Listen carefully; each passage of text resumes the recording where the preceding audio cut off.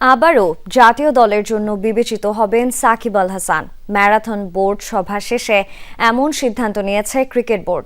জানানো হয়েছে সাকিবের আগ্রহকে সম্মান জানাতেই এই সিদ্ধান্ত। একই সাথে নিরাপত্তা ইস্যুতেই বাংলাদেশের টি-20 বিশ্বকাপে অংশ নেওয়া হলো না বলে মনে করে বোর্ড, আর সে কারণেই নিজেদের কোনো ব্যর্থতা দেখছে না তারা। সাকিব আল হাসানের অ্যাভেইলেবিলিটি, ফিটনেস এবং অ্যাক্সেসিবিলিটি প্লাস হচ্ছে যেখানে খেলা হবে ভেন্যুতে ওখানে যদি প্রেজেন্ট থাকার মতো ক্যাপাসিটি থাকে, অবশ্যই বোর্ড বা সিলেকশন প্যানেল সাকিব আল হাসানকে পরবর্তীতে সিলেকশনের জন্য বিবেচনা করবে। ৮ ঘন্টার লম্বা বোর্ড সভা শেষে চোখ কপালে উঠে যাওয়ার মতো ঘটনা।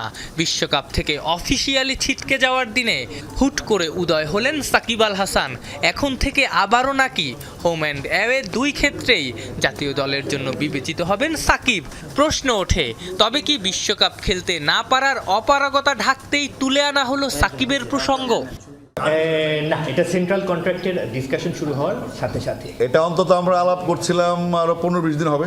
সাথে বিগত কয়েকটা দিন কন্টিনিউ যোগাযোগে ছিলাম এবং সাকিবের ইচ্ছা ছিল সে বাংলাদেশ থেকে একটা পূর্ণাঙ্গ সিরিজ খেলে সে রিটায়ার করবে। এটা তার একটা ইচ্ছা এবং আমরা সবাই সাকিবের অবদান সম্বন্ধে জানি। বাংলাদেশের ব্র্যান্ড, আমাদের ক্রিকেটের ব্র্যান্ড 100 ইয়ার্স আমরা সাকিব পাবো না এবং সেটার প্রতি শ্রদ্ধা রেখেই বাংলাদেশ ক্রিকেট বোর্ডে আজকে উত্থাপিত হয়েছে সাকিবের ইস্যুটা। আওয়ামী লীগের আমলে সংসদ সদস্য ছিলেন সাকিব, যে কারণে এখনও দেশে ফিরতে পারেননি এক সময়ের বিশ্বসেরা অলরাউন্ডার। বাস্তবিক অর্থে আদৌ তার পক্ষে দেশে এসে খেলা সম্ভব?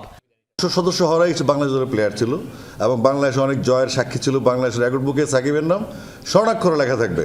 তো আমরা ওই অ্যাঙ্গেল থেকে সাকিবকে সম্মান দেওয়ার জন্য তার মনের যে ক্ষুধাটা, তার যে আকুতিটা, সেটাকে ভালোবেসে এবং তাকে রেসপেক্ট জানিয়ে আমরা সিদ্ধান্তটা নিয়েছি। সেক্ষেত্রে আপনাদের সামনে 2-3টা উদাহরণ আছে বাংলাদেশে। একজন মাশরাফি বিন মুর্তজা, সে বাংলাদেশে অবস্থান করছে এবং 3 আগস্টের পর আমাদের আরেকজন ক্রিকেটার, সেও বাংলাদেশে অবস্থান করছে। তো আমার মনে হয় ওই দুজনে থাকতে পারে, তাহলে সাকিব আল থাকতে পারে।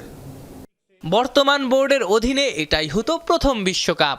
সেই বিশ্বকাপে অংশ নিতে না পারলেও এটাকে ব্যর্থতা হিসেবে মানতে নারাজ সাবেক ক্রিকেটার ও বিসিবি পরিচালক আব্দুর রাজ্জাক।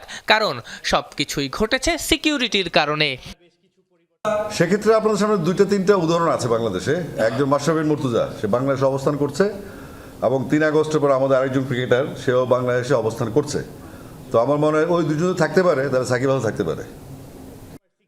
অনূর্ধ্ব 23 একাডেমি গঠন করা হচ্ছে।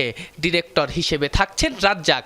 এবারের সেন্ট্রাল কন্ট্রাক্টে 27 জন ক্রিকেটার রাখা হচ্ছে, আর বিসিবি পরিচালক পদ থেকে ইস্তফা দিয়েছেন ইশতিয়াক সাদেক। আফনান পিয়াল, যমুনা স্পোর্টস, ঢাকা।